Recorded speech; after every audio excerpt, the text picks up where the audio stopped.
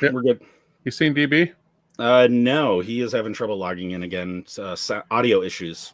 Audio issues again. Mm-hmm. Well, all right. It's time to start the GoFundMe page. Take up a collection. Let's get him a new computer that was built sometime in the 2000s. Sometime in the 2000s. Yeah, we need to get him out of the 1990s. What really something that bothers me lately. What's that? I think about 2002, 2005, 2010 as yesterday.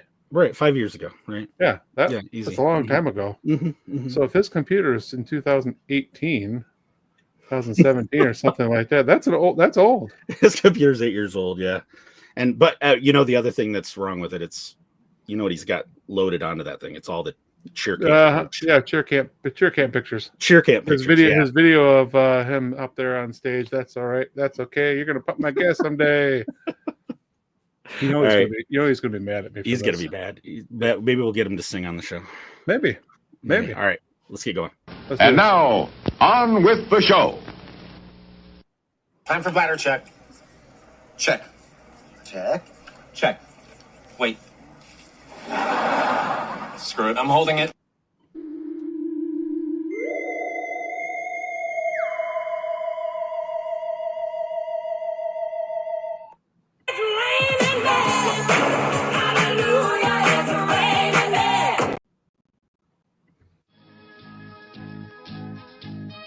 Podcasting, the final audio frontier.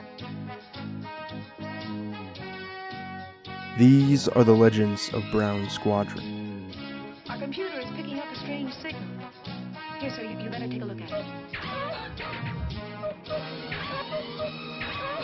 The ongoing mission? To explore the Star Wars universe and other nerd culture topics. To seek new content and new cantinas, bars, and lounges. To boldly annoy Scruffy by making too many bad jokes. Welcome to the Hyperspace Heroes Podcast.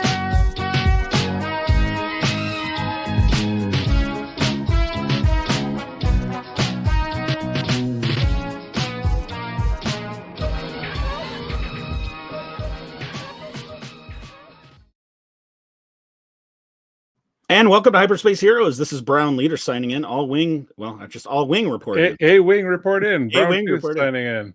All right, Scruff, how you doing? Hey, we need to extend that and add something about Scruffy or DB after dark and Scruffy after midnight. Ooh, yeah. I should. We can come up with a new intro. We got some chat out there already. 2010 was it, my Laura? Welcome to the show. Thanks for tuning in. I know, right? It's painful to hear. Ubaldo's here. Ubaldo, welcome to the show. Damien J, Mr. Dave Jones, Brown 39 incoming. Absolutely. And and he said, welcome to Ubaldo. Is that good? Okay. Yeah. All right. So, welcome to episode 124 or 149 on the Spotchka scale. And tonight we are taking a step out of the galaxy far, far away, and we're going to step into the universe of the paranormal, the weird, the strange, with our guest tonight. And I think we're going to have a lot of fun. Yes, we have epic guest tonight. We're definitely going to make fun of a DB when he finally joins us. Yeah, absolutely. And show notes. So real quick, we are not, we had back in January, we had said we were also broadcasting on Twitch and Kick, but we are not broadcasting on those. That software platform wasn't a good one. We are back on StreamYard. Say what you say about it, but it's allowing us to put the show back on. So we are just on X, Facebook, and Twitter, or X, and I said that, and YouTube. I can use it without some kind of degree. yeah. We had been trying one stream live for a little bit. It had its points, but they still have a little ways to go in terms of allowing a show like us to run it. I know Ro and show like us. What does that? Well, mean? We both, you and I both are able technology challenged. Yeah, you and I are both able to run the board. We tag team when it comes to running the show, and One Stream Live is really if you're a solo content creator, you can get a hang of the controls. The layout was a little clunky and so on, but it had its merits. And you know what? They were gracious about it. They were nice. I actually managed to get a refund out of them, so I'm happy. And then we came back to StreamYard. So we're going to be on StreamYard for at least the next year. But okay, back to the show. So Back to the show. Our guest tonight is Richard Hatem, and he is a producer, a writer, an actor. He's worked on shows such as Grimm, Supernatural, The Lost Room, Titans, Miracles, and he was the screenwriter for Under Siege 2, Dark Territory, and The Mothman Prophecies. Every time I write it down, I keep forgetting the. And he also was nominated for a Leo Award back in 2015, Best Dramatic Series for The Witches of East End. So we'll definitely have to ask about that. So, all right, everybody, let's welcome our guest, Mr. Richard Hatem. Richard, welcome. Hello, gentlemen. So glad to be here. Thanks for joining us. Did I miss anything? I've been clawing at your door for days now. Right.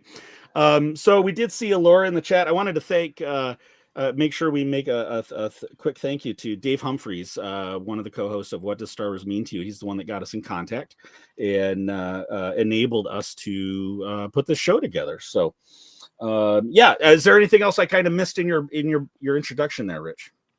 I mean, you got it all. I mean, really, the only thing you left out is the podcast that I'm doing now, which we'll end up talking about. But Richard Hatem's Paranormal Bookshelf. But yeah, you've covered the, from Under Siege 2 until woo. I did get the logo on there. Nice. Nice. Yeah, you pretty much covered the last 30 years of my life pretty nicely. Right on.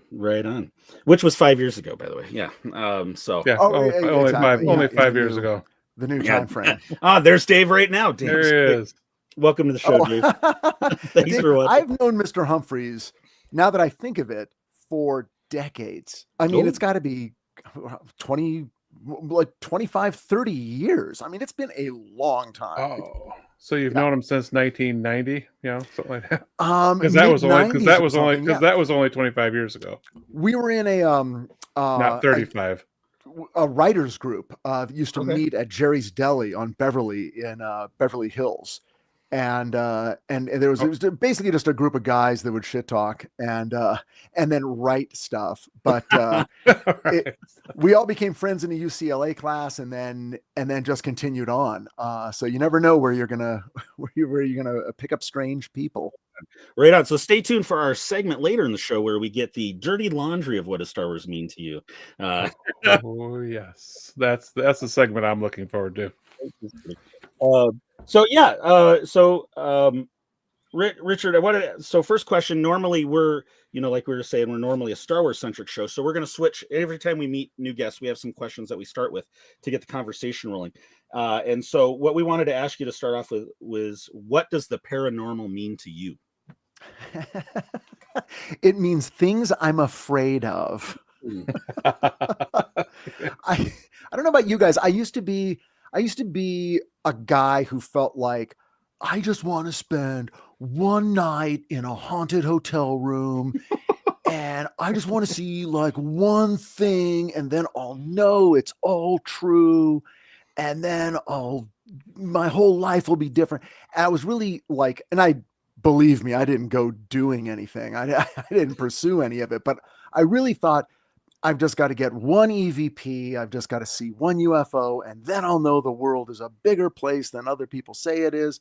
But ultimately, none of that stuff has happened. And now that I've, spent so much time reading books and meeting people and talking to people who have had experiences, I am so glad, because it all sounds super scary, and a lot of times it doesn't work out so great. So I think I'm okay being the armchair parapsychologist. Outstanding. Yeah, I've always had a fascination with that, especially when I was younger. And we live in an area where there's a very old state hospital, a psychiatric hospital here. Oh yeah. And I always went there to try and see something, but never did. Mm-hmm. Now, my friend's father worked there, and he's a very no nonsense, very straightforward. He was a great man, but very straight-laced, very straightforward. And he looked at me. I asked him about it one day, and no one else was around. He looked at me and said, I don't really necessarily believe in all that stuff, but I have seen some things that I cannot explain. Hey, good And enough. I'm like, whoa. I'm like, all right. You know what? I kind of love that. I kind of love a person who is able to say, I don't know, I don't have an answer, but I've seen things I can't explain. Mhm. Which means he's not, well, I was, tired, or, I had been inhaling airplane glue. Yeah, I mean, there's no, it's not trying, well, we must dismiss it. It's just like, hey, I saw things I cannot explain. Good enough. Right. That's okay. That's a good place to be. Mm-hmm. Mm-hmm. So follow-up question. Okay. Oh, Laura. Yeah, I've had one paranormal experience that I'm not interested in a second. Can't blame you. Yeah, nice. What was your first paranormal experience? Or None. I've never had one.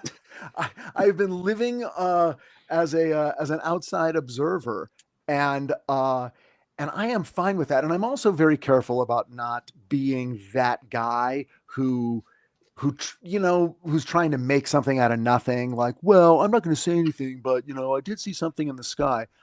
Literally, the only strange thing I can claim as my own is a precognitive dream that was totally meaningless. Like, it wasn't about a plane crash or something. It was something that occurred the very next day at work. And it was just like a random moment. Like, literally was almost like I zipped forward in the tape, saw a completely random, meaningless moment, and then zipped back. And at the time I had the dream, it was not significant. It didn't mean anything to me. And then the next day at work, it happened.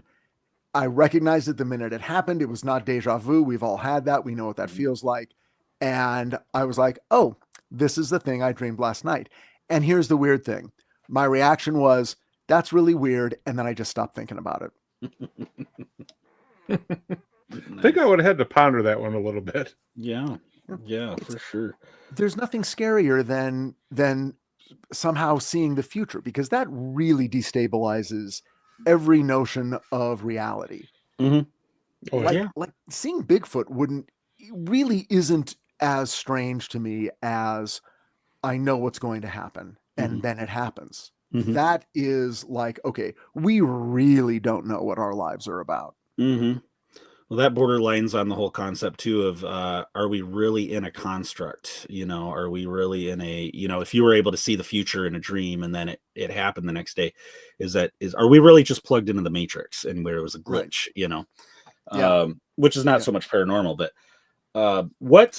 so you're doing, we touched on, and I know Scruffy's got a bunch of questions. He wants to talk about some of your previous works, but I want to touch on, before we get too far, the Richard Hatem's Paranormal Bookshelf. Yes. So what was the genesis for this podcast for you? What was the spark, the thing that created it? Well, there were a couple things. And first, I do need to shout out kind of the podcast that brought me into the world of podcasting, which is a podcast called Astonishing Legends. Have you guys heard of that? It's ringing a bell. If you haven't, check it out. Rings a bell. Yeah, it's really fun. Scott Philbrook and Forrest Burgess, and it's great hearing them talk really about anything, but what they talk about is the paranormal and, strange things that have happened, in America and throughout the world. And anyway, at a certain point, they were talking about the Mothman Prophecies, which is a movie that I wrote. And so I heard them talking about it and being nice about it. So I got in touch with them. They had me on the show. I've probably been on their show 25 times talking about different books and things. So some of the groundwork was laid in those visits, just like really delving into books that I found really interesting about paranormal subjects that may or may not have happened. But not like Stephen King books, like, books about UFOs and stuff. But then just before I did the podcast, I was asked to speak to a British paranormal group. And I was like, yes, I would love to speak to you. When are you sending me plane tickets? And they're like, no, it's Zoom. And I was like, oh, okay, I guess that's good too. I guess. I thought, isn't it the old days where you flew people places to go talk to their groups? Anyway. Right. Yeah. Yeah. anyway, I was talking, I was going to address them about, they're like, pick anything you want to talk about, whatever paranormal subject you want. So I'm looking at my bookshelf and I find a book. And so as I'm writing this address, because it's like, oh, I actually have to like speak for an hour. Like, it's not just a conversation. I've got to talk. So I'm going through this book, but what happened was, and tell me if this happens with you guys, when it's a book you've already read and you're kind of going through it again, you remember when you first read it. You kind of flash back to the time in your life. And so, and the events in the book were even reminding me of things that happened. So the address ended up being discussing the book, but I just wrote in all the other personal stuff that was connected to it for me. And then I did it and did the address and everyone listened, and then it was over. And I'm like, boy, that was 3 weeks of work, over in one night for which I was paid nothing. I love it.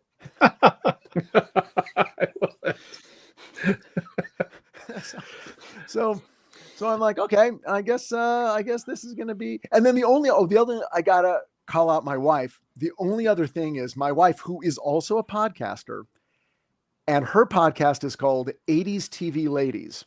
Ooh. And it's all about 80s pop culture and 80s television, but it's about the women in front of the camera, behind the camera, writing the episodes, directing, all that kind of stuff. So it's really cool. You should check it out. I have checked that out before. Oh, good. Nice. Yes, I actually have. Well, I was just bored one night looking for 80s stuff, and that came up.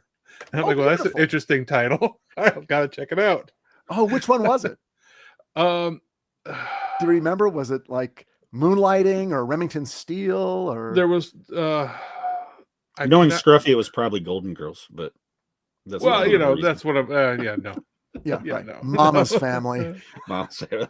Mama's Family, yes. Well, anyway, so she'd been podcasting for a couple of years, right? And we're just having a conversation in the evening. And she's like, I went to this conference and they were talking about what the most popular podcasts are. It was sort of by genre. And she was saying, obviously the top ones are the celebrity driven ones. And then there's the lifestyle ones that are about meditation and wellness. Those are big. And then she's like, and I was sort of like, I guess movies and TV are next, right? Because that's what everyone likes to talk about. And she's like, no, actually, weirdly, pop culture is below true crime and paranormal. Oh. Like, really? She's like, yeah. She's like, if you did, like, don't do, I know you're a TV writer and all that stuff, but don't, like, if you're going to do it, don't do pop culture. Do like, Richard Hatem's Paranormal Bookshelf. And all the roads came together in my mind. There it is. I think it was the one with, did she do one on the Fall Guy? Yeah, absolutely. Oh, with Heather Thomas. Yes. Heather Thomas. There we go. I was drawing a blank on what her name was. Wasn't Heather Thomas a kick? Yes. Yeah. Oh my God. Because you've got this image in your mind, and then she comes on the show and she's like, hello, ladies, how you doing? And it's like, when did Selma Diamond take over your body? All right, speaking of Selma Diamond, we're going to bring TV into the show right now. That is the perfect tie-in. Yes, that is the perfect And I got to play this. She's grace. She's queen of 50 states. She's elegance and taste. She's Miss United States. All right, now give us a cheer. Welcome to the show, DB. Oh, apologies. Had some communication breakdowns. Right on. Right. Here we are. Mm-hmm. So Richard, if you could back up and just repeat everything you said for the last 17 minutes. Okay. Paranormal for me is everything I'm scared of.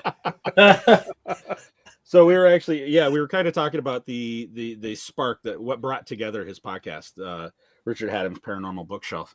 And he was kind of how the stars aligned and everything just kind of came into place. And I started hearing at Heather Thomas, and you have scarred me for life, sir. The DB recap starts now. That's going to be a new segment. Whatever, and in a totally cool way, whatever your image of Heather Thomas is, and what your image is probably her in a bikini, sort of, pulling out the pants a little. Whatever was on your wall as a young teenager, man, she is so much more than that. Anyway, it was an amazing episode, Scruffy. I'm glad you heard that one. Yes, so yeah, that was anyway, awesome. that's what she's doing. That's what I'm doing. We decided to be a double no income family. His wife is also a podcaster, and actually was a podcaster first, and she has a 80s pop culture podcast, 80s ladies. Yeah. And that's how we got on the whole topic. Let's rewind a little bit in terms of your career and what got you into, we talked about how you and Dave were in the same UCLA group, and but what steered you towards writing? What was your, was it something as a kid, or why did you want to go into that? I think it was, well, I had always wanted to be famous. I wanted to be, I think I wanted to be an actor. I think I, as a very young child, would watch Gilligan's Island, and somehow it felt like, well, that's a place. Like, they live there, and I want to be in that thing. And that was probably my earliest conception of being in entertainment. And then as I got slightly older, it was like, oh, those are actors. So if you're an actor, that's a job like a policeman and a fireman. And if you're an actor, you get to be in these fictional situations, which appealed to me greatly, because that meant it was not my life. Then as I got a little older and was watching television, I became aware that, oh, there are people writing these things. And then through high school, I became more aware of, maybe if I really want to control everything in my life, being a writer is better than being an actor. Like, if I'm writing a thing, I'm controlling it more. So that feels emotionally even safer. So I'm going to start to write. And then by then, I mean, I don't know if you guys have heard of a little show called The A-Team. Yes. But let me tell you, it had quite an effect on little Richie Hatem. So I would run home from high school, and one day I'm like, fuck it, I'm writing an episode of The A-Team. And I did. And then I'm like, okay, I think this is a way to go. And so I pursued that like crazy. And yeah, that was, and I've been, that's the past 30 years of my life has been pursuing and doing television and film and all of that stuff, just trying to get out there somehow, get my voice out there. Mm-hmm. Mm-hmm. Scruffy, there were some things you wanted to touch on, right? Absolutely. So, being a Gen X 80s kid, 80s music, 80s culture and everything, I've just got to know, you grew up you grew up in Monterey Park, California, right? Yeah. Which is not far from Sunset Strip. Oh yeah. So I got to know, did you see any of those awesome shows on Sunset Strip? Those bands, those hair bands that got their start on that strip. We're getting into a love of yours, aren't we, Scruffy? a little bit, yeah, a little bit, yes. Give us some names. What are the bands you love? Motley Crue, some Warrant, some. That's beautiful. Skid Row, some of those great bands. Did you ever get to see those on Sunset Strip? No, I did not, because I was a nerd. It's like, oh, is that, do people go into those places and smoke? So I went, I was out. That's the nice thing about growing up in LA. I was in East LA. Monterey Park is basically East LA. If you've ever seen Chico and the Man, the opening credits, that's basically, I grew up to the, theme song by Jose Feliciano. So, but I had a car because, my dad grew up in LA. I'm like second generation LA people. So he was like, yeah, you need a car, take my car anytime. So my friends and I were driving, and also there weren't things everywhere, and there certainly weren't things in your house. So we were driving to Hollywood every weekend, Westwood, Long Beach, anywhere there was something going on. Scruffy, I didn't get in the live music that I went to see was a little later, and it was all LA punk stuff. Oh.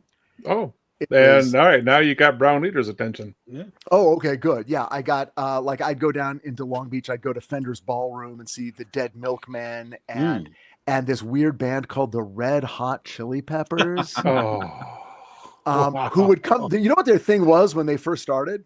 They would come on stage completely naked except for a sock over their junk, and that was it.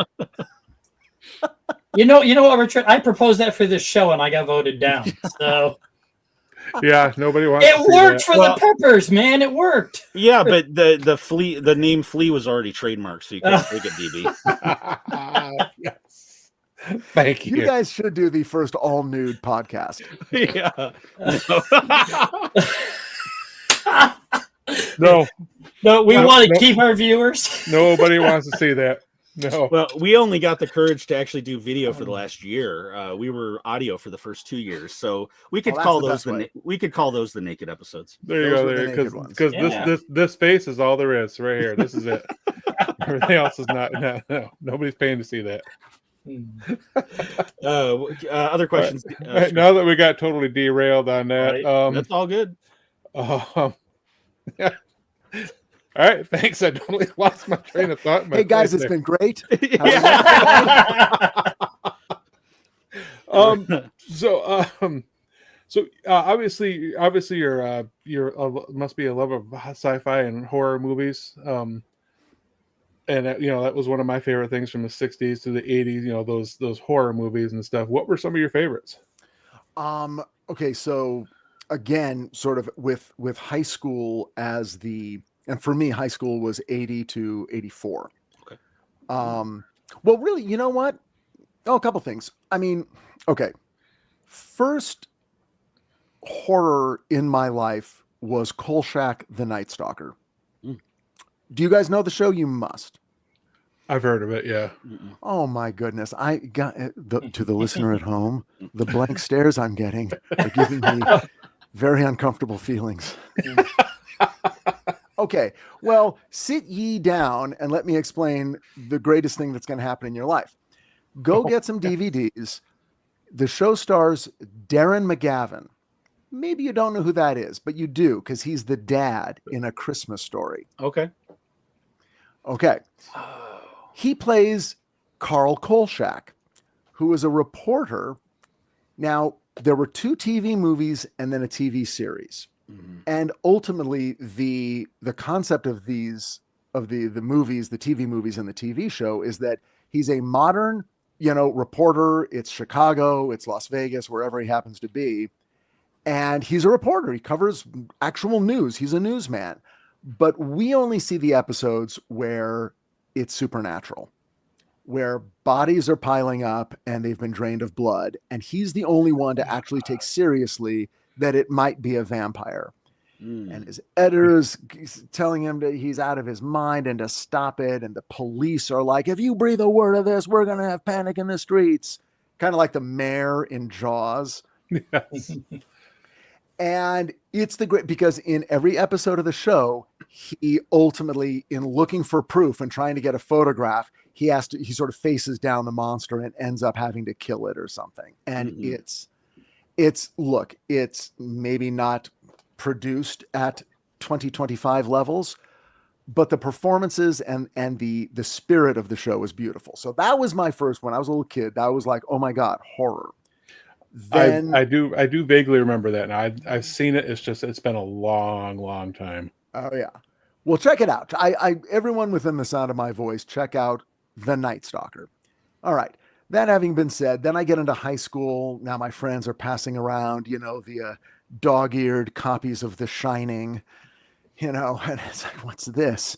So The Shining, George Romero's not Night of the Living Dead, but Dawn of the Dead. Those commercials, late night, it destroy me. It would kill me. I'd be in like the summer between 7th and 8th grade, and I wanted to see the commercial, and then I was so sorry I did because it was so scary. Yes. Alien. When Alien came out, same thing. Just what is that? I'm terrified. So those movies. Then, of course, John Carpenter's The Thing, American Werewolf in London, those were big ones. Those were like, because they were, especially American Werewolf was so fun, and so different, and so just sort of like, we're not doing any of the tropes. We're just gonna play this for real, and funny with Griffin Dunn. I mean, it was American Werewolf in London. I mean, I can watch that movie every day. Anyway, so those were kind of my big ones. And then of course, Stephen King. I mean, literally just, that's what me and my buddies in high school bonded over were Stephen King novels. And because that also seemed like, wow, this could happen to us. Anything in these books could happen to us. These people are just like us.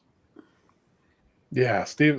My mother was a big. I used to read all my mom's books. My mom was a big horror fan. Stephen King, John Saul, Dean Koontz, Robin Cook.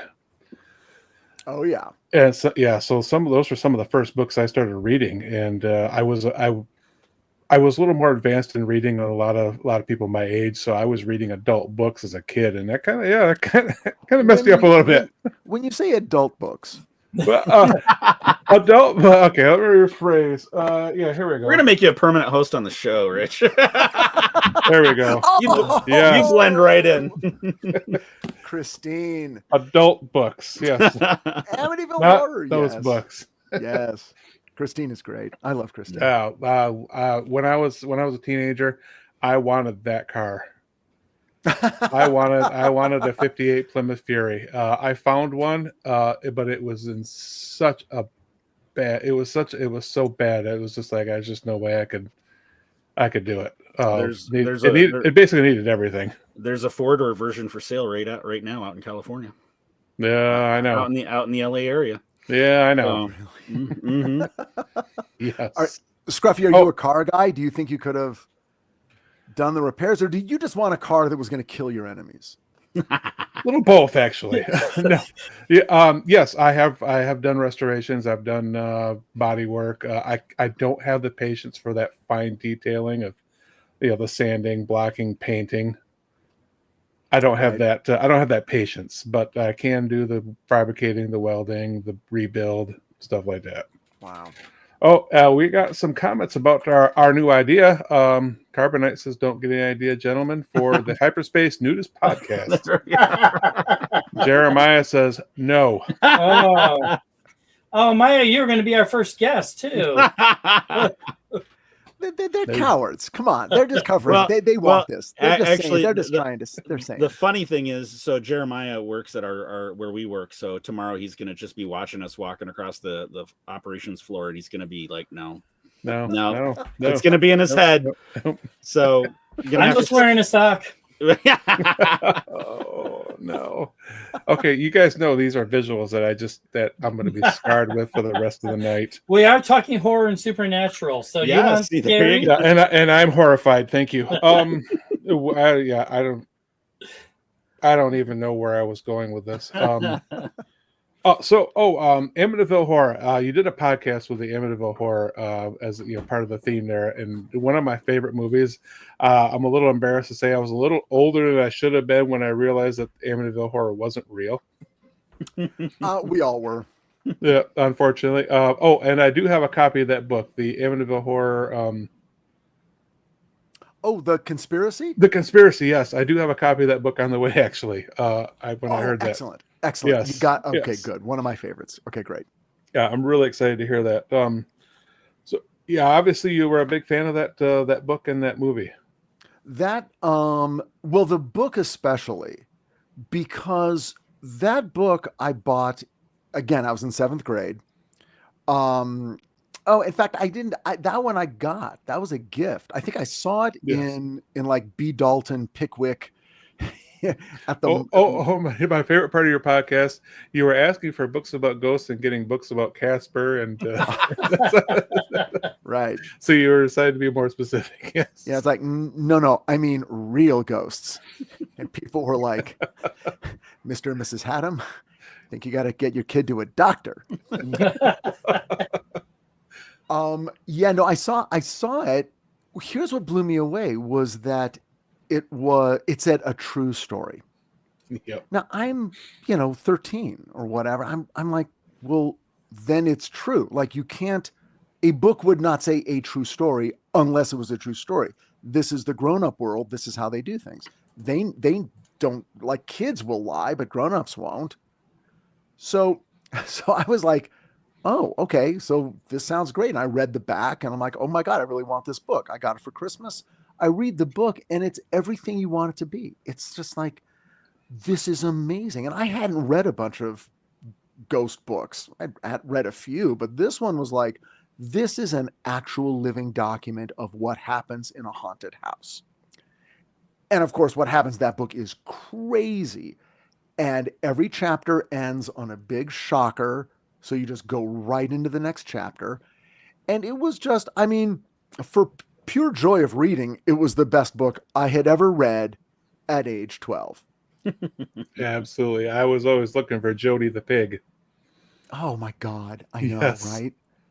A freaking ghost pig? Yeah, Jody was a ghost pig, and you could see your little eyes in the window of the house there. Yeah, it's just creepy. It's totally, it really was. It was just, it was great. It felt grown up. It felt like grown up stuff. And everything, you know, and I don't know, look, you guys, you tell me, but kids were different 50 years ago, 40 years ago. Oh, yeah. I mean, if you weren't like making out behind the gym by the time you were 13, it was like, what are you doing? Mm-hmm. You know? And now I've got 3 kids and I'm like, could you go on a date? I'm 29. Get out there.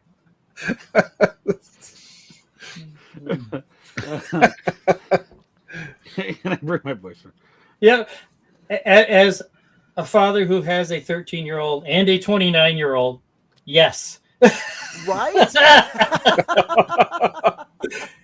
True story, okay? Yeah.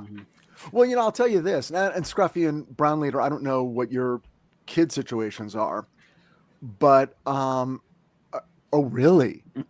Damn. Okay, good. That's nice. Well, okay, this might be a little bit more to Brown Leader, but here's what I've noticed between my kids who are in their 20s and my youngest who is 17. The guys in their 20s used their phone, but never to speak to people. Mm-hmm.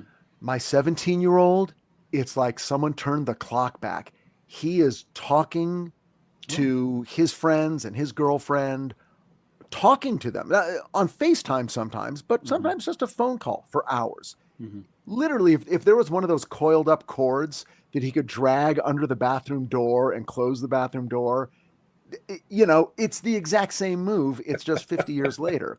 So talking on the phone is back. That's all I know. That's what I've observed. Brown Leader, what have you seen? So, yeah, my kids are older. My youngest is 25, actually. And, yeah, I know. Thank you. Oh, my word. We're never going to hear the end of this. Shocked you were still alive. Right.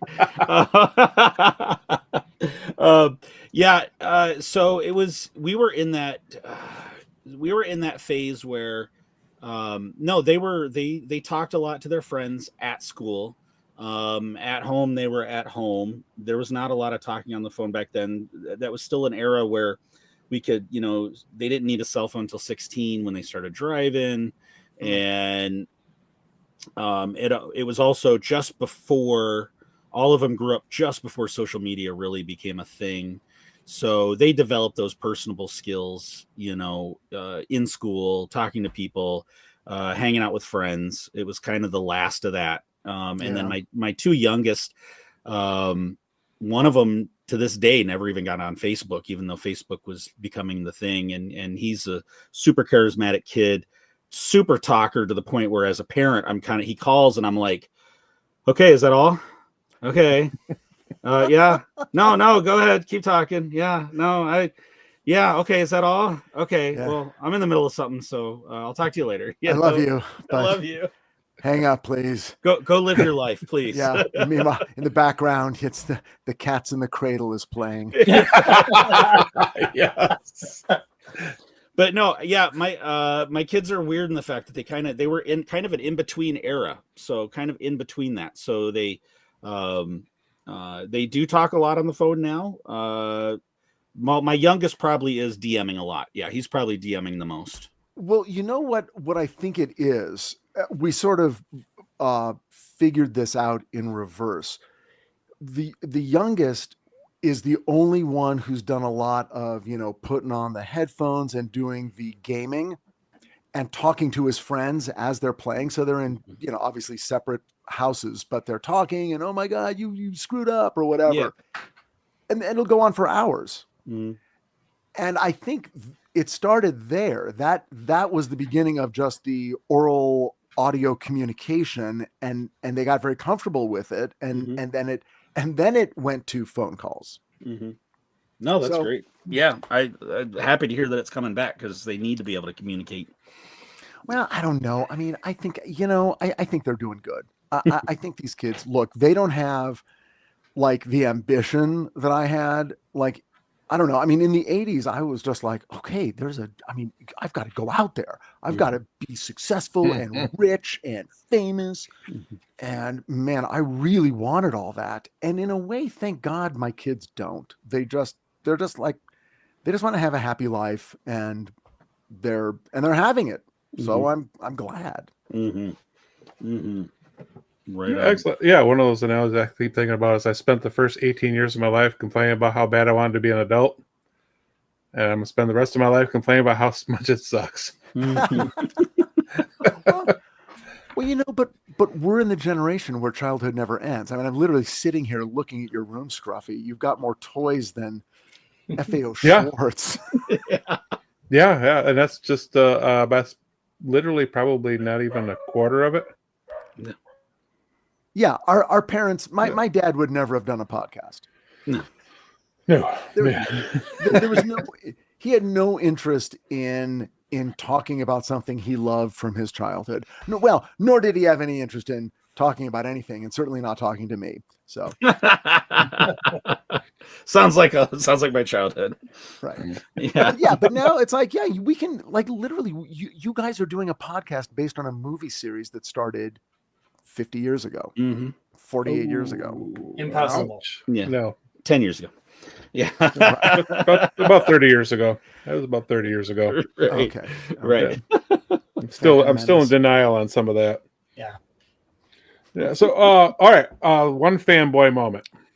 I'll get this out of my system and try to, settle down after this. Mothman Prophecies. I absolutely love the Mothman Prophecies. I absolutely loved it. I think I don't know how many times I've seen it.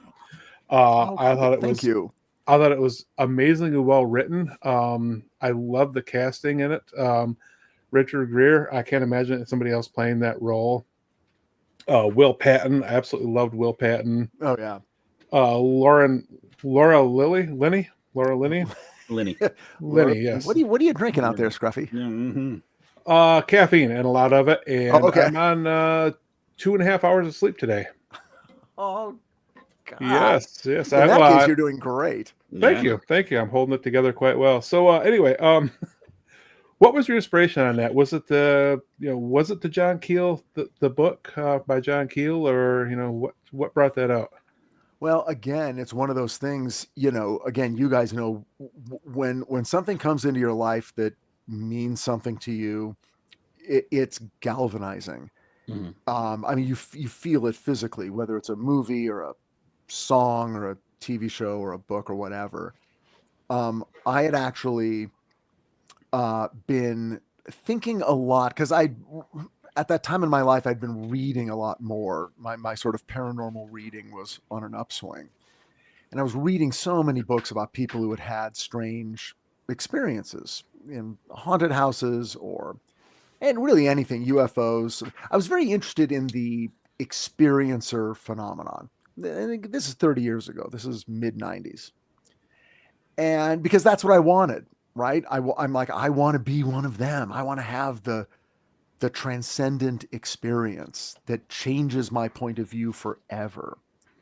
So I read a bunch of these books, and then you go see movies, and I'm like, there aren't really any movies about what it's really like. In fact, there's probably one of the few actually is Close Encounters.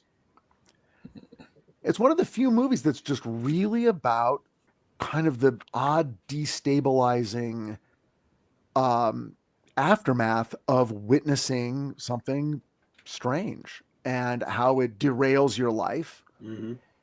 And that wasn't in my mind when I saw the movie, but now I look back and I'm like, yeah, no, Steven Spielberg was onto something like that. That is a very dramatic representation of a person having a paranormal event happen in their life. Anyway, so all this stuff is going on in my mind, and I'm like, is there a way to write a movie about someone who does everything smart? Like, it's not about we move into a house, haunted things happen, we go in the basement, we find something, then it turns out someone was murdered there. Then I wake up one night and start digging, and there's a bone in the basement. And then it turns out we call the police, and someone was murdered, and there's a plot, and then the plot ends, and everything makes sense. I'm like, is there a way to do a movie where it never makes sense?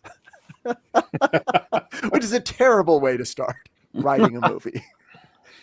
But is there a way to just go, something strange happens, person tries to figure it out, they do all the smart things, it gets weirder and weirder, and at a certain point they realize, oh, I just need to back off. If I go another step in this direction, I'll be lost forever. I've looked into the abyss a little too long. I'm like, where's that? Like, is there a story like that? Within a month, I'm in a bookstore, I find a new edition of the Mothman Prophecies, which I did not know about. I was fairly unaware of that book and who John Keel was. And I read the back of the book, and it reads like a movie synopsis. And I'm like, this is amazing. And John Keel, as the writer of the book, gets involved. I'm like, oh, I got to buy this book. Buy the book, read the book. A week later, my body is vibrating 24 hours a day. I'm like, this is the book. This is the way to tell this story. The book makes no sense. There is no story. There's a million things going on, but somehow in this, there is a story. I just have to carve it away and get to it.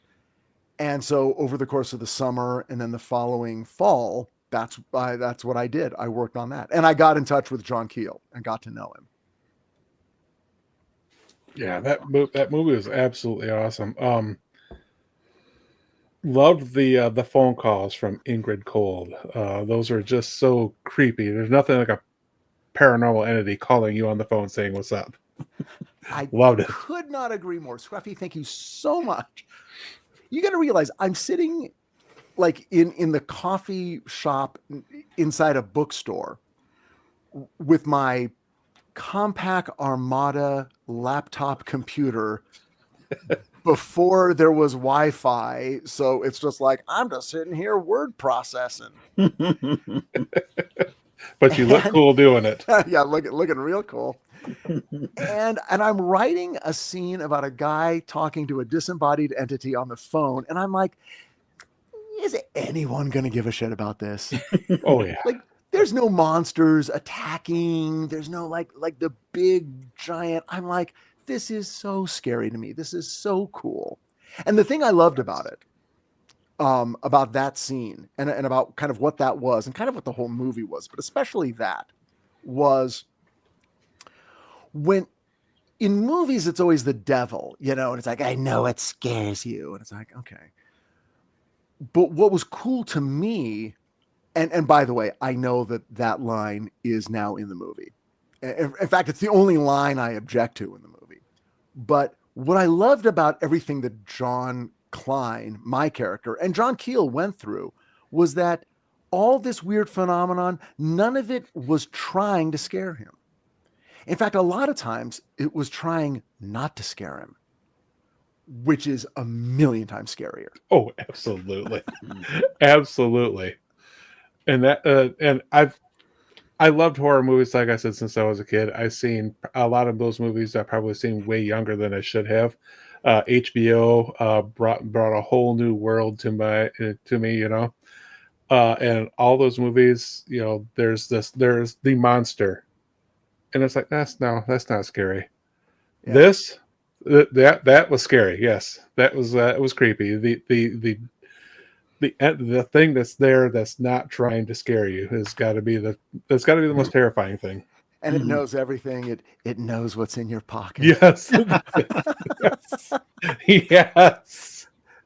That was just that was autobiographical because I always have this in my pocket. That's awesome. So what was like? Oh, go ahead. No, I just want to jump in here. What question? So when you were writing that, were you writing that on your own and then you had to shop it to sell it, or were you contracted? You pitched the idea, and then what was it? Lakeshore Entertainment, I think that was the original production company. The way it happened was this. So I found the book. I had an agent at the time, and I told him about it.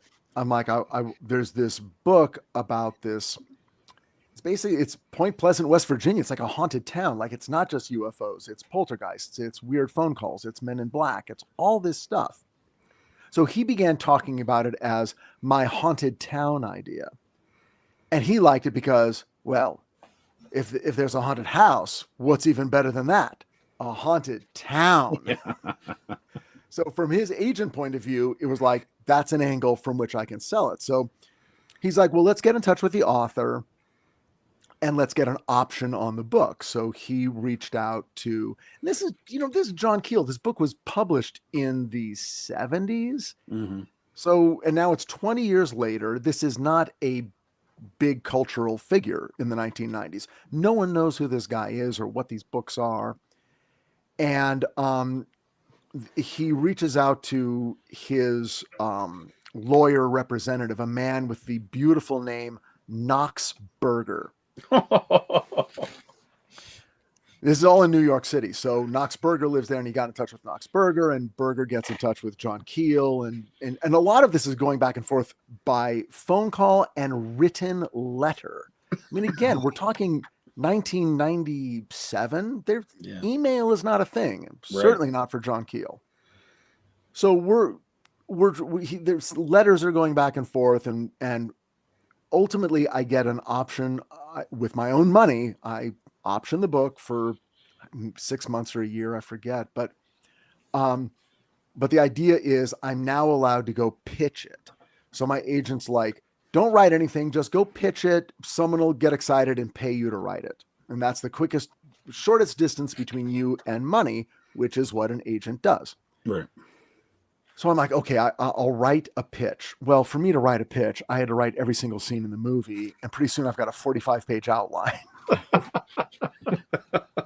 He's like, where's the pitch? I'm like, do you have 2 hours? Let me read it to you. Go to his office. I read the pitch. He wakes up.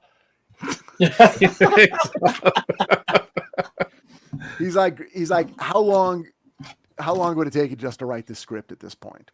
He's like, because if you write the script and it sells, that'll be even more money. I'm like, I don't know. I could probably do it in a month, 2 months, because I've got literally every scene worked out. He's like, just go write it. So I write it. And then he reads it and says, this is the best script I've ever read. We're going to sell this for $1 million. Which, by the way, if you're an agent, don't say that. Because then if you sell it for like $900,000, I'm disappointed. Right. Well, yeah. Well, yeah. Absolutely. Right. If you're an agent, here's what you do. You go, I don't know. It's going to be a tough one. I don't know. Listen, let me work my magic. There you go. Then the next phone call is, I've sold it for $200. And you're like, yes. So anyway, write the script. It goes out. Everyone's confused. Everyone in town, every studio, every production company is like, I don't get it. It's either, is it scary? Is it a drama? Is it a love story? I don't understand. Where's the monster? It's a Ron Howard's company called it a tweener. It's a tweener. It's not quite this. It's not quite that. It's in the middle. It's a tweener. It's in between. I'm like, okay, well, they're not wrong. It's not, it is weird. And it's not your normal horror movie. It's something else. I don't know. So no one bought it. A producer by the name of Gary Goldstein, who I'd worked with before on Under Siege 2, Dark Territory. Dark Territory. He's like, hey, you've been sending a script around. I'm like, yeah, it didn't sell. He's like, did you bring it here, and here? I'm like, maybe that one, not the others. He's like, would you allow me to walk it into those other places? There's like 3 or 4 places. I have a relationship. I know the people. I can walk it in as I'm now connected as producer, but I will walk it in and say, this is a wonderful script by Richard Hatem. You should take a look. I'm like, dude, do whatever you want. I mean, this is already bombed out. It's never going to happen. So have at it. He does it, brings it to Lakeshore. I get a phone call. Can you come in for a meeting? We love your script. I'm like, what? No, you don't. This is impossible. You don't. I go in and I have the worst meeting of my career. Oh no. Literally everything they say and everything I say is just off. They're like, oh, I really like this. And I'm like, really? Because that's not, it's more like, and I go, well, you know what it really is? Here's what I love about the script. And then I'd say something and then there was just blank face. Like and I'm just like, whoa, okay. I have never had a meeting that has gone as awkwardly and terribly as this. The next day they offer to buy it. So I'm like, you've got to be kidding me. That was a terrible meeting. And my agent goes, listen, here's the thing. They'll buy it. They're not going to buy it for a large amount of money. They just aren't. They don't have a large amount of money, but that's the best reason to go into business with them. I'm like, why? He's like, they have to make everything they buy. They're not like Warner Brothers that develops 100 things and makes 4 of them. If Lakeshore buys your script, they're making it. They have to. That's their financials. There's just no other way around it. And they don't buy anything they do not absolutely intend to make. I'm like, well, okay. At this point, it's the only game in town. Let's do it. Sells to Lakeshore. And my God, if they don't make it. And the very first thing they said was, we want Richard Gere. And I said, I think that's a really good idea. I think he's one of the few guys who's like a lead, but also isn't like all swagger. Like it's not Bruce Willis or something. Cause like this character has to be on his heels. Yeah. This is a guy who, some weird shit is going down. And I'm like, if Richard Gere cries, I will buy that he is feeling something. And that alone sounds great to me. So great. So we sell it. Years go by, a bunch of shit happens. Ultimately, it gets made. That's awesome. That is awesome. How many drafts were there before it was complete? The final draft, the completed draft. Well, okay. How many adjustments got made? I did my draft that then went out into Hollywood. So that we'll call that draft number 1. When it sold to Lakeshore, I did a draft based on their notes. That's draft number 2. They attached a director, a man by the name of Carl Franklin, who was an actor and then a director. Lovely guy, wonderful guy. He and I worked together, did another draft. And then soon after that, we were both let go from the project. I was ultimately fired. They were like, look, thank you. The script is great. We're going to make this movie. But right now, we're really hunting down Richard Gere. And typically, a star will bring on their own writer. They will ask for rewrites. And that's what's happening right now. So we're going to have to ask you to be patient and understand that you are now not associated with the project. And we're going to move ahead, but we're going to keep you in the loop. I'm crushed, but this is my first rodeo. So I'm like, okay, I guess this is how it goes. So I'm just going to have to sit here and hope that one day you come back to me. They go, several rewrites get done, none of which I've read, none of which I want to read. And then they get Richard Gere to agree. Then they go to Mark Pellington, who's the director. And he had done a movie for them called Arlington Road. and they say, hey, we want you to read this script for this thing called the Mothman Prophecies. And he's like, oh, the script you showed me 3 years ago or 2 years ago. And they're like, yeah. It's the one we showed you. And yeah, okay, great. We'll read this new version. He reads the new version. He's like, I don't know. He's like, let me see all the drafts. He reads all of the drafts in reverse order, all the way back down to the one that I sold to Lakeshore. And he goes back to Lakeshore and says, I would love to direct the movie. This is the version I want to direct. I didn't know any of this till later. They're like, great. We've got gear. We've got you. Let's do it. And then they began moving forward. And ultimately, the movie they shot, I would say, is 95% my first draft. Oh, that's awesome. That's cool. It's amazing because that never happens. I was very lucky. Mark Pellington connected with something in it that was the same thing I connected with. And though I never worked with him, I didn't get to go to set or be a part of the actual making of the film. We got on the phone once, I think, and he's like, look, I love your script. I've got guys that I work with who are also writers who will be with me on set. If things need to be changed, they will do those changes. They're my brain trust. They're my guys. And we work as a creative unit. But I want to make the movie that you wrote, so just trust me. What am I going to say? I'm like, I trust you. Awesome. See you at the premiere. And that's exactly how it went. That's cool. Oh, that is awesome. Wow, what a journey. What a roller coaster. That's crazy. Oh, that is awesome. So, have you ever thought about a second version of that movie? Well, it's funny. Lakeshore did approach me, and I said, I think I told the story I want to tell. Well, go ahead. I bring it up because I think it was about 2 years ago I found out that there is a Lake Michigan Mothman. Oh, right. I know. Oh, you did hear about that? I got to find some more information on it. As something I don't know, I think it's one of those weird things you find on Facebook or something. And I'm like, oh, I got to check that out, and kind of forgot about it till recently. That there is a Lake Michigan Mothman. So yeah, if you're looking for a star, I'm here for you. I'm no Scruffy Richard Gere, but is the Lake Michigan Mothman. Yes. Yeah, I don't know. It's like, look, here's the thing. It's like writing a Bigfoot movie. I mean, like anyone can go write another Mothman movie. It doesn't have to have anything to do with what I wrote. Right. And by the way, okay, so here's the weird thing. When I'm doing my thing, no one's heard of Mothman. Everyone's like, what the fuck is that? The movie comes out, years go by. Only in the last 5 years, I would say, has Mothman sort of reemerged as a thing. Like the statue goes up in Point Pleasant. Somebody made this metal statue with this really just rockin' ass on it. And people are like, Mothman's got an awesome ass.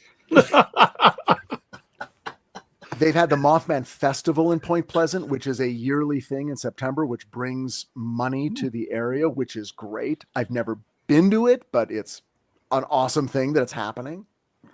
And then Mothman becomes, I find out belatedly, this sort of avatar for the queer community. It's like, oh yeah, it's like, for the LGBTQ community, Mothman is sort of this symbol for us. Like, we love Mothman. It's sort of this weird, creature out there that no one understands. And so we understand that feeling. So now Mothman's doing this thing. So the other day I go on a book site and I type in the word Mothman, and the Mothman Prophecies comes up, and then literally 75 other titles: erotica, romance, young adult. An author named Robin Gow has written a beautiful book called Dear Mothman, about a trans kid who loses a friend. His best friend dies in a car accident. He's in middle school, and his best friend believed in Mothman, so he starts writing letters to Mothman. And without giving too much away, he doesn't believe in Mothman, but by the end of the book, he does. And it's this lovely book. And it's like, how did this happen? How did Mothman become? But there's erotica. There's oh, Mothman took me in his wings. And with that rockin' ass. with Right. that rocking ass, and stroked me with his proboscis. And Wow. I'm just like, what is happening? But I am all for it.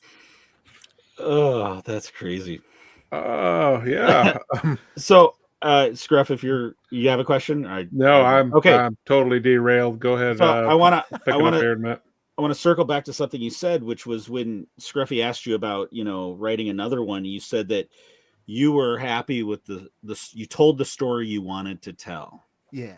And I always love when I talk to writers, is one of the things I love to ask is, how do you know when you're done? How do you know when you're done with that story? And is that one of the hardest things to do? For me, no.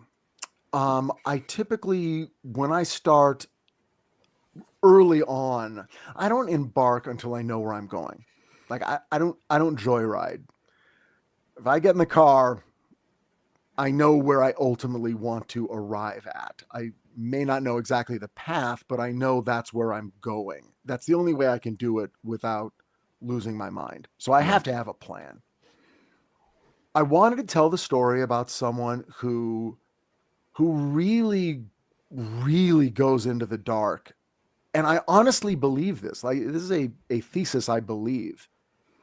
You cannot know. There are things that we as human beings cannot know.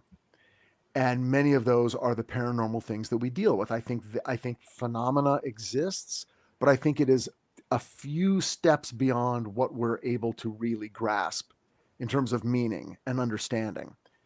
And so people tend to fall in one of two groups: the bullshit group, which is like, well, that's all bullshit. Or the other group, which is, no, I think it's there, and now we're just trying to make sense of it. I wanted to talk about a guy who tries to figure it out and doesn't and can't, and is ultimately led back into life, which is what this incarnation is about. For better or worse, you can only stare into the abyss so long. And if you're lucky, Laura Linney will take you by the hand and say, stop it. And then you'll go have a good life. Nice.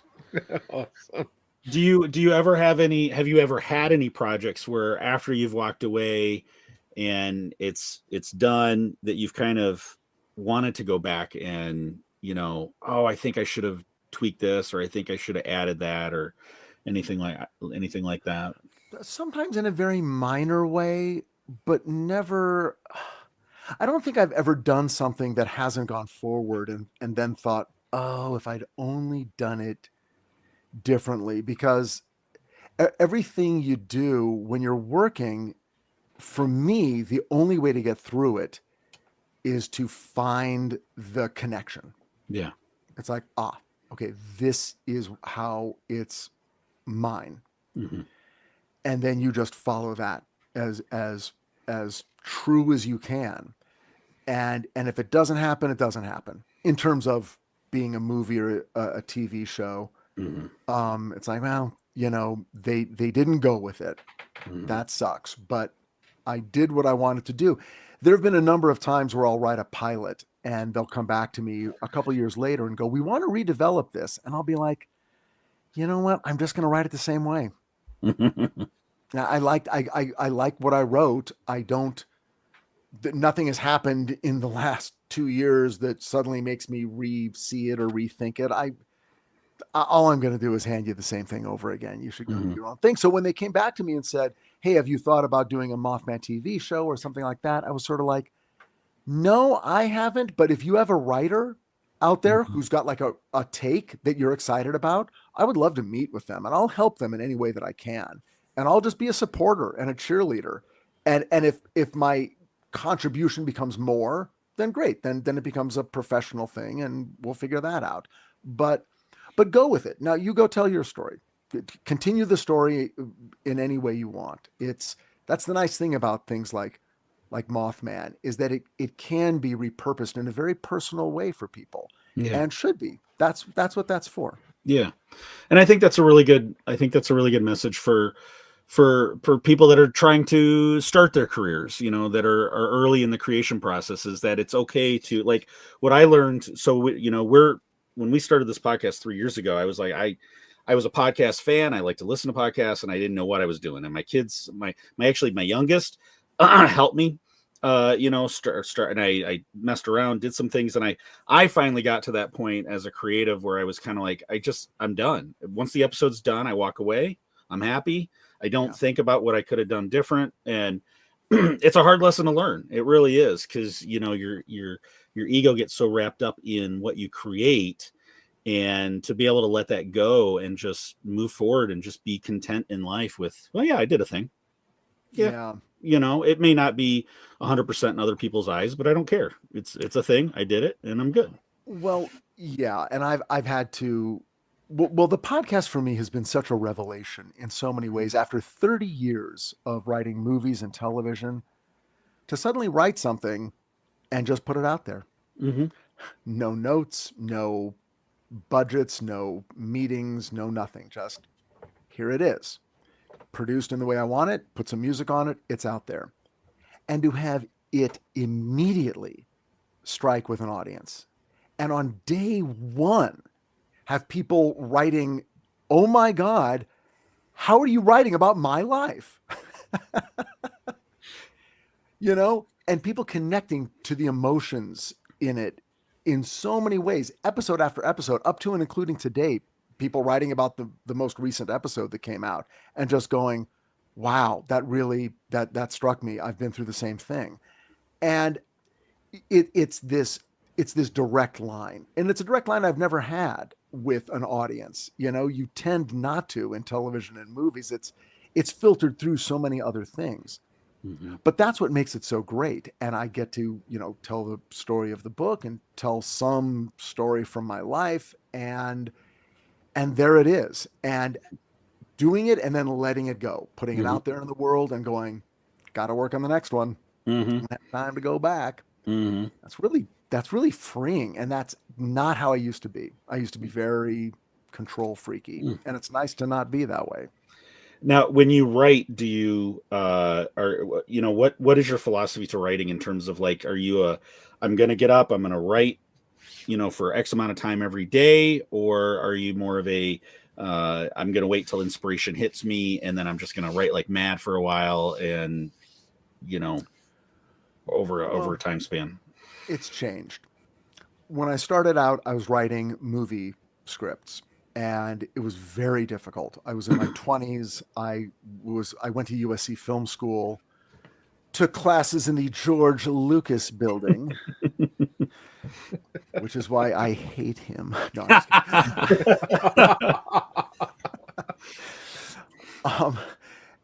But it was very difficult. And I was so emotionally screwed up and so plagued by self-hatred and self-loathing and insecurity and fear. And then on the other side with absolute grandiosity, just like I'm the hottest shit in the world. Like that's how it balances out. Right? Yep. But I would spend all day trying to arrange my emotions in such a way that I might get 2 hours of work done. But first I had to go into my shame hole and, you know, descend into the pit and then crawl out and then drink coffee and then go get myself a cookie and all this emotional shit that had to happen, and then do the work and then be done. So that went on for years and years and years. Then you get into TV and it's like, oh shit, you don't have time. So now the gun's to your head. And then I was just like a hostage. Then I was just like Patty Hearst. It was just like, do it, just write the script. And things came out pretty good. It's like, oh, so even in a state of blind ass terror running through the woods at night, I can still write. Okay, that's good to know. It wasn't until after years of therapy that I was finally able to get rid of all the shit and then just have fun. Then just sit down and go, okay, so now I have work to do today, and here's the work. Let's do the work. And I didn't have to go through all the emotional gymnastics of all the crap.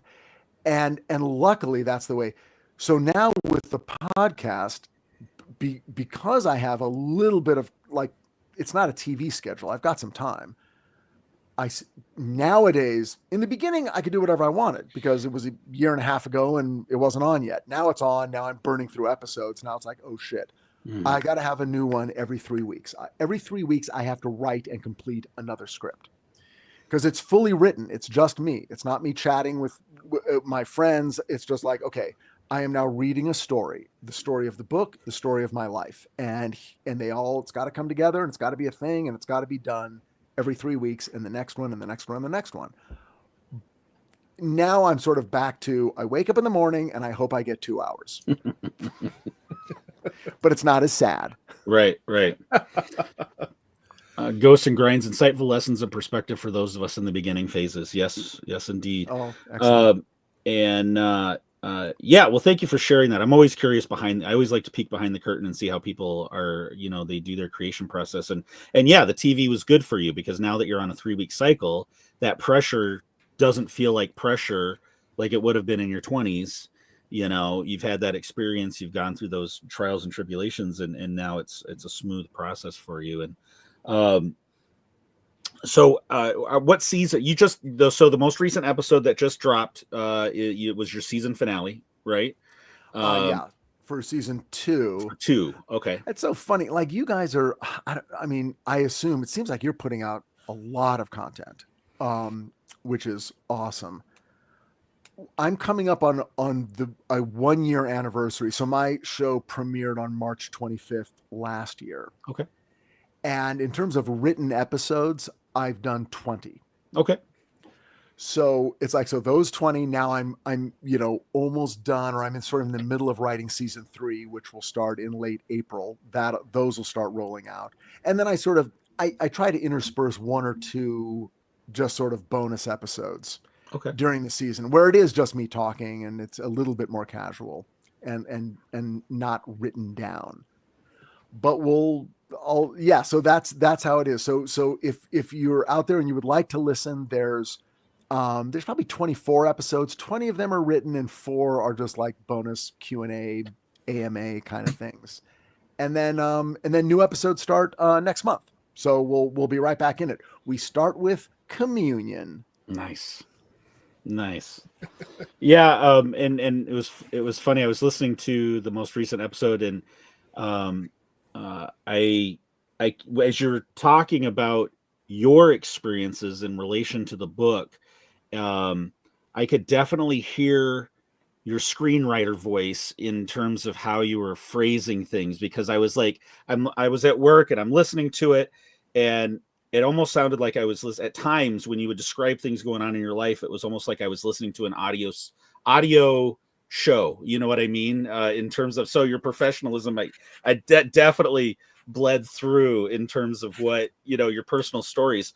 But I love the connection. And I think that's what resonates with people is those personal aspect. You're talking about what you know, right? And we have a lot more in common with each other than we think we do.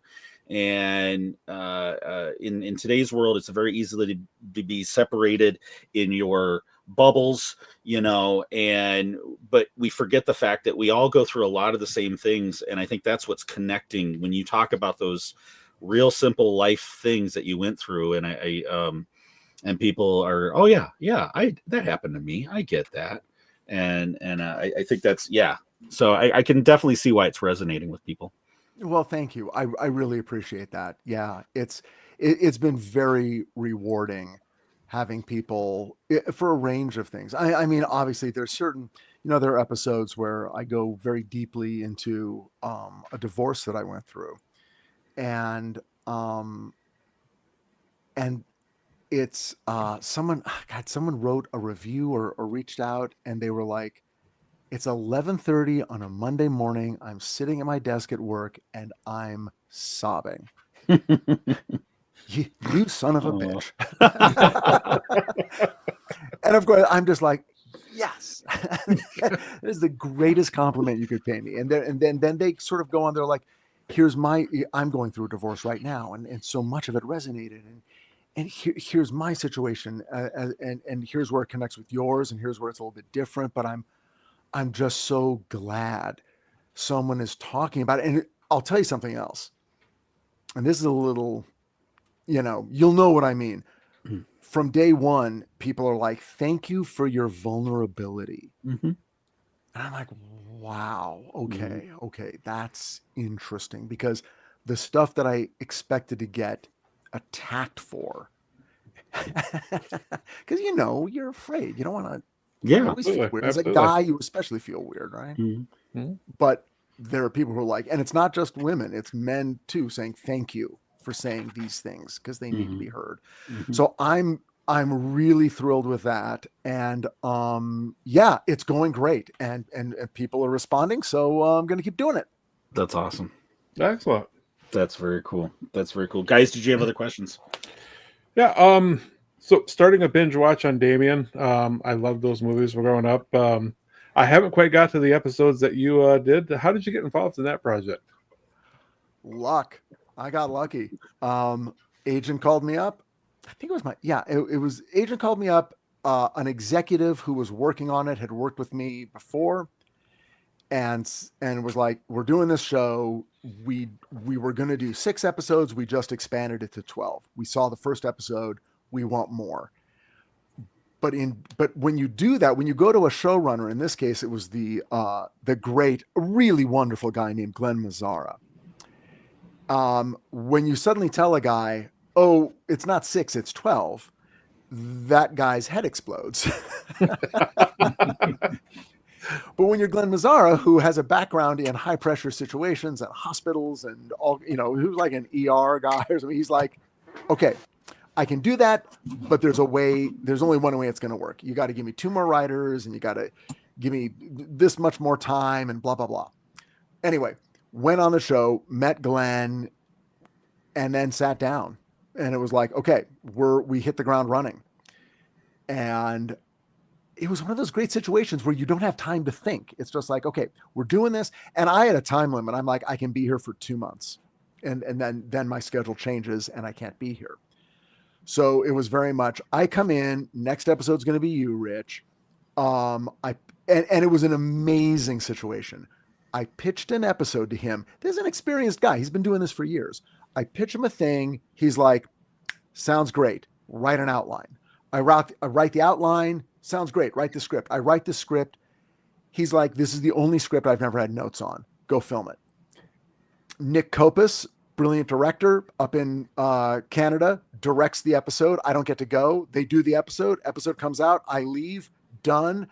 I don't stick around long enough to piss anyone off or get fired. Yay, Richie.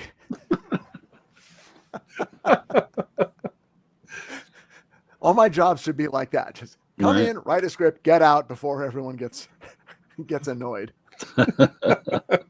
Yeah, that's awesome. I haven't had a chance to get to your episodes yet. You were 3, 4, 5, and 6, right? That's where I was there for. I wrote 6. Wrote number 6. So I'm right in the middle. Yeah. So yeah, let me know if you do watch it. Let me know what you think. I'd be very curious. Like I said, I'm binge watching. Well, I got through episode 1. I think about a quarter of the way into episode 2. So yeah, I'll binge watch it. I will give you a shout. I'll give you a shout back. Let you know. Okay, cool. If you could do another project, or if you could pick any project to do that you always wanted to do, what would that one be? There's a couple. There's I'll tell you one. There's a book I covered in season 1 called The World of Ted Sirios. Ted Sirios was a guy who in the 1960s had a very strange talent. He could think images onto Polaroid film. He had a whole process. He was studied for years by a parapsychologist named Jewel Eisenbud. Jewel Eisenbud lived with him for years, studied him, worked with him in laboratories in various controlled situations. The guy could produce photographs that have no normal, currently known physical explanation for how they appeared. He had this talent for a short period of time, and then it ended, and he was never able to do it again. It's a really interesting story. It's a great relationship. It's It's a eerie, fascinating story. There's something that I don't know. There's something there. I don't know if it's a play. I don't know what it is, but that one always stays with me. Maybe one day it's one of those. But definitely check out my episode or just read the book, because the pictures are in the book. You will see what he did, and it's astounding. Wow, you have my attention. That sounds awesome. I would love to see that. Was that? Let me know when you do that one. I want to know. I'll be back. I'll come back on the show. There we go. Yes. DB, any questions? No, excuse me. No, because you guys have fascinated me with everything you've talked about. I just have to let you know, when I told Mrs. DB, who we were having on the show tonight, and she's a huge Mothman Prophecies fan, and this may be the first of our episodes that she actually listens to. Oh, so. You couldn't have warned us ahead of time? I know, right? Yeah, she knows my wife. Put your socks back on, guys. Put your socks on, all right? Socks on, everybody. So I had to let you know you are a hit in our household. So, DB, what is her name? Mrs. DB. Mrs. DB, you are my hero. I am so glad you like that movie. My heart goes out to you. She will appreciate that. All right. So new season coming out soon. How do you pick the books that you're going to do an episode on when you're cycling through every 3 weeks? I try to pick out books that I think people haven't heard of. Now, I mean, obviously Communion, everyone's heard of. Amityville Horror, everyone's heard of. So there are sort of the marquee names, but then I try to find ones that I don't think people know about. And then I also try to find ones that come at their subject matter from a different angle, or, just sort of like, oh, that's interesting. I've never heard of that. And those books, I mean, there's a lot of them. So I try to do that. I also, it can be difficult because some of the books are very dense and very difficult. And some of the books I barely understand when I read them. And it's like, I really want to talk about this book, but I'm not sure I know what the book is about. Or I don't know, like, I'm going to say something stupid, or I don't know how to, like, there's a guy named Jeffrey Kripal, who is a professor of comparative religion at Rice University, and a really interesting writer, and a guy who has had some transcendent paranormal experiences of his own. And he writes very academically challenging books about what the human interaction with the non-physical might be. And I'm like, I love these books. And there are certain books I've read 3 times and I understand it less each time.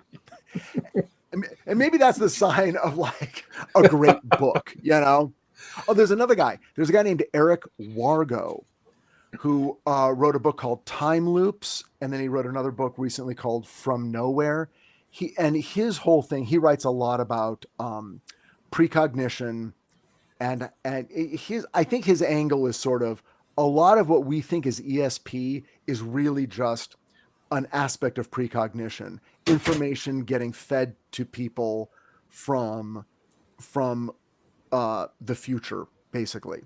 And he has, very, big books about what his theories are, but it's very difficult. It's, for me, understanding that kind of stuff it engages my imagination, but sometimes I'm afraid. I'm like, if I approach this book, I'm going to get it wrong. So I got to wait a second. But anyway, yeah, those are the questions I ask when I'm doing it. That's cool. Ghosts and Grinds, that is a great strategy, as there are so many regional stories yet to be told. Well, that is true too. I mean, it's like you go to any state, you go anywhere. Well, here's a game my wife and I play. Whenever we go to a place that isn't like a Hyatt Regency or something, you're just in a hotel that's sort of a one-off. No matter where you are, always ask the desk clerk, tell me, have you ever seen anything here you simply cannot explain? Don't read up on the place. Just ask the question. Mm-hmm. 50% of the time, they'll go, well, I haven't seen it myself, but, and then they'll tell you a story. And you're like, oh my gosh, okay, now I know this place that I'm visiting. Cool. That's great. Oh, that's great. So yeah, anywhere you go, there is a story that people aren't telling you, but all you have to do is ask. Right on. Right on. Very cool. Very cool. Scruffy, did we get your list all hit? Yes. Cool. Anything else about your current project, Richard Hatem's Paranormal Bookshelf, that you'd like to talk about before we move on? Check it out on any podcasting platform. Let me know what you think. And you've got, if you haven't heard it before, you've got 20 episodes, and then that'll take you right up to April 25th, and we'll have new episodes. So come join the fun. Right on. Right on. You can find us. By the way, you can find us on Facebook, Instagram, where I do my cocktails. Mm-hmm. Yeah. Cocktail recipe and unboxing videos where I open the books that I order in the mail. Oh, okay. So check out those. It's like, oh my gosh, look, it's a first edition of Jenny Randall's Science and the UFOs. So check all that. So Instagram, Twitter, Facebook, and of course my website at Richard Hatem's Paranormal Bookshelf. And I'm sure you can check out whatever show notes you guys have. Yeah. If you guys need a link, they'll have it. I assume you will, right? Am I promising something? Nope. That I shouldn't? Okay, great. All right, great. In that case, you know what to do. Right on. Right on. All right. Let's flip over into Collection Corner real quick, guys. I want it all. I want it all. I want it all. Not a copyright strike. All right. So, Scruffy, you're up. All right. So, Comic Book Wednesday, of course. Star Wars Jedi Knights came out. And not only did I have to, a copy of that, but I had to get all three various covers. No, of course you did. And that's it. That's really all I've ordered. It is saving up for the ICCC coming up. Eagerly awaiting for the rest of their guest lists and stuff. Mm-hmm. Mm-hmm. We are going to have Michael Havens on next week to talk about ICCC. So we'll definitely be getting into that convention as well. Unboxing the boxes. Welcome to the show, sir. I wish I didn't live 35 miles away from the closest comic book shop. Yeah. Funny you should say that. I wish I did. So, blessing and a curse, sir. DB. Faithful listeners of the show know that pretty much the only modern Star Wars line I collect is the Micro Galaxy Squadron. And I don't collect them all. I'm mostly an OT kind of guy. But Brown Leader got me hooked on this Facebook group about Micro Galaxy Squadron. So I thanks, Brown Leader. You're welcome. And I have found out that one of the new rare items out there is Darth Maul's Night Brother ship, which is essentially a Mandalorian gauntlet, just modified. It's apparently it's hyper rare because they're going for ridiculous prices on eBay. And so as I'm strolling through the local Walmart, guess what they had on the shelf? They had two of them. Really? And guess who now has two of them? Nice. So that's the only thing I bought this week. It's a cool little ship. I mean, normally I don't buy, non-original trilogy stuff, but I'm debating whether to open one or not, or if somebody wants to give me, $4.3 million for it. Yeah, I stumbled on that Facebook group and Carbonites. I stumbled on that Facebook group, and who knew that particular line there's so much depth to it. I didn't know there's chases and rares. Yeah, and I did. Those guys also put out a podcast that I've listened to a couple episodes, and I'm like, oh god, this is not an area I want to even put a toe in because I don't want to go down that rabbit hole. No, that you could spend a lot of money, and that's why I limit to the original trilogy and my army of snowwalkers that everybody knows about. I'm going to shut up now because I always have to tell a story when I talk about my toys. There you go. And then a couple other things I did pick up this week. The Amityville Horror Conspiracy. Got to read that book, of course. And then Life at Death, a scientific investigation of the near-death experience. Yes, Excellent. I did see that one. Yes, Great books. So I got I had to pick those up, check those out for sure. Right on. Richard, is there anything that you collect that you besides your own recipes, beverage recipes? Yes. Here, I'm gonna.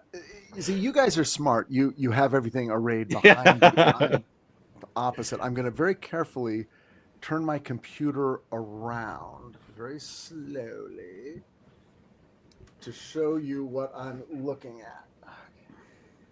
Oh wow. Yes. Whoa.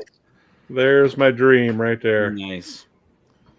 And then there's my little my altar to things that I like. There's the Houdini. and there's Houdini, some yes. Marx Brothers stuff and some Rockford Files stuff. So Nice. Rockford Files. Nice. Oh my word, Rockford Files. I have not heard that in a long time. Right on. if you guys want to do a Rockford Files episode, you let me know. All right. All right. Right on. We can that can be arranged. It can be. This has been love so that great, show. you guys. I before we log off, I just do want to say thank you so much for having me on. Oh, yeah. I know this isn't what you usually do, but I had a blast with you guys, and anytime I would love to come back. Yeah, We'd love absolutely. to have you back. This is some of our favorite stuff. I mean, anything 80s, anything weird, out of the ordinary. Yeah, like we talked, UFOs, ghosts. like we talked about, in our emails. It was just, we're 80s kids too. We all group on the same kind of stuff. We're into pop culture. We do pop culture segments and stuff. We love getting, just like in our intro, we love to do anything nerd culture, what's considered nerd culture, pop culture. We'd love to talk about all sorts of stuff. Yeah, because that was, I don't know, it's like that was the best stuff. Absolutely. Oh yeah. 80s up here, 90s a little less. After that, Everything, it went downhill fast. Yeah, it went downhill fast. Real fast, especially when you had to go do the adult thing. Yeah. Especially after you turn 30, because in your 20s, everybody's like, he's in his 20s. He doesn't know any better. Well, and the that's second where, you hit 30, it's like, no, you're 30 years old. You should know better. And that's where we've been waiting for some, our generation to, be behind the scenes to start producing some stuff reminiscent of that. And in the Star Wars universe, we recently had a show called Skeleton Crew, and it is a 80s Amblin style production show, storytelling, and it feels like you're watching a mixture of Goonies in space, a little bit of it's got a really good feel, and it took us right back to the 80s for sure. The whole show, the storytelling, the characters, and the messaging in it was very 80s in terms of just fun. Well, I love that. I want to check that out. I feel like the 80s are associated, I hope, with an optimistic time, at least in terms of pop culture. Mm-hmm. Because it's funny that people who did not live through it are really into it. Mm-hmm. So it's like, great, join us. Yep. Yeah, exactly. Ghosts and Grinds. Lived the 80s and survived. Yeah, no, I would love to do the Rockford Files episodes. I'm going to catch up on some episodes here because, like I said, it's been forever since I've watched it. But there was another car that I always wanted to. Mm-hmm. Oh, yeah, the Firebird. Yeah. Yep, the Firebird with Nice. All I have is the theme going through my head now. I mean, it's so 70s. Back when there were theme songs. Yeah, wasn't that Mike Post though? Yes. Didn't he do these? Yeah. Yep. Mm-hmm. And of course, that's what I wanted to be able to drive like that too. I know. I don't still know. do. I don't know if my Honda Odyssey minivan's going to do that. Yeah, no, the Subaru Outback just doesn't quite cut it. Right? Yeah.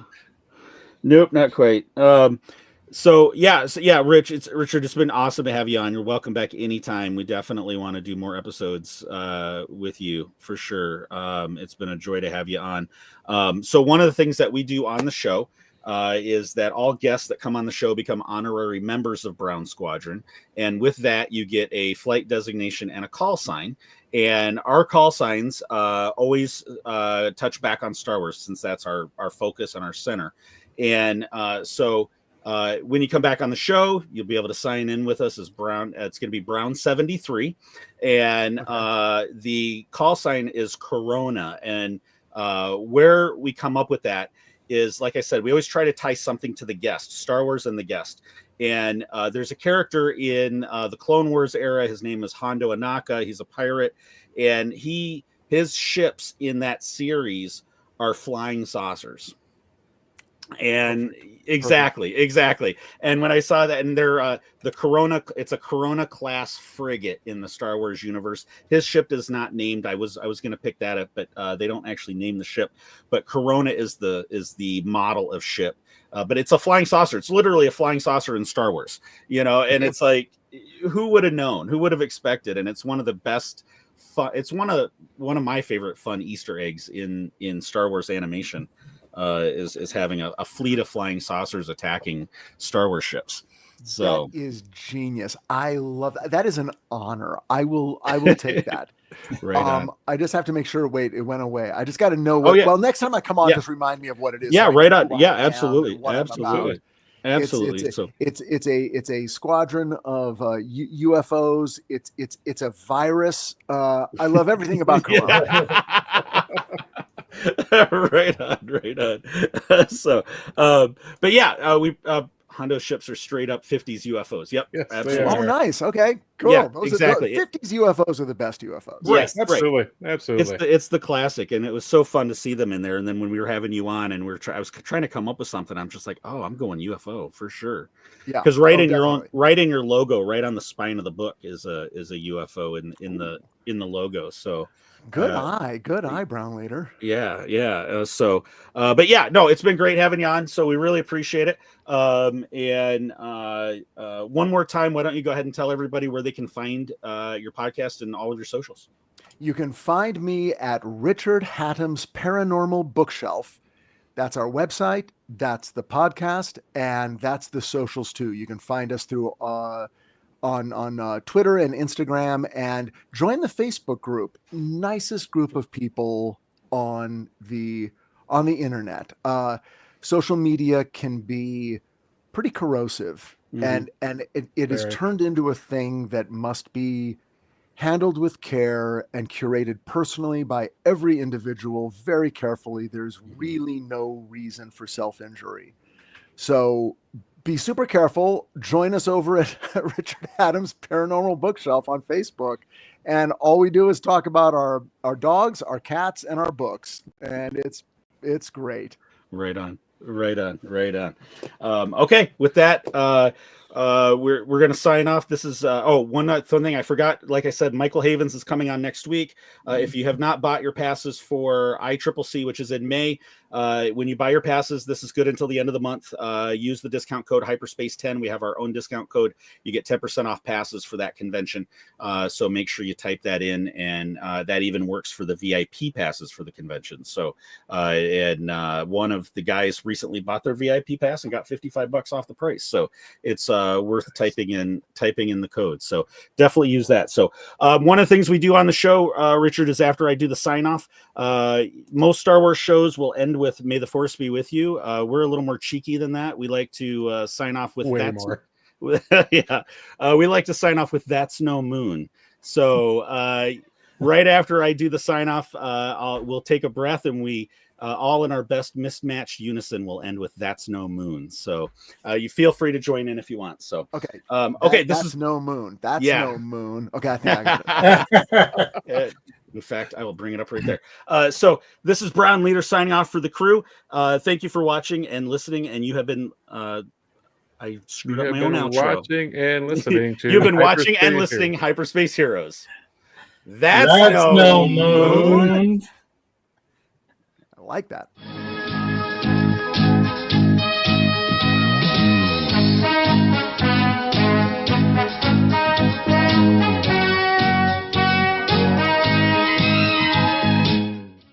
Was it good for you?